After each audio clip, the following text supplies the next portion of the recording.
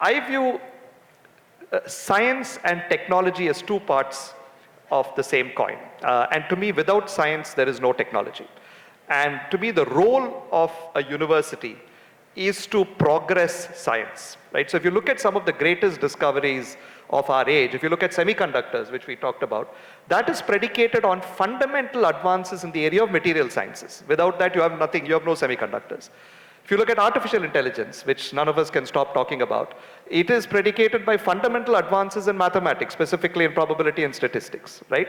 So I think universities, universities need to be a place where people can be unabashedly theoretical and come up with these ideas that will then fuel the technologies of tomorrow.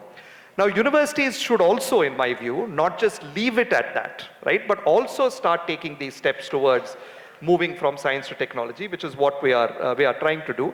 But I think this part about universities needing to do science is going to be critical to new technologies and ideas coming up tomorrow, right? And somehow there is a perception that we're doing too much science. In fact, I think we're doing too little science, right? And because we're doing too much science, we need to be doing more in the area of application. And what that ends up with is we end up doing innovation substitutes for things that are already there. For instance, the technology for ultrasound devices exists, but we come up with low-cost ultrasound devices, which is fantastic, right? It will benefit a lot of India.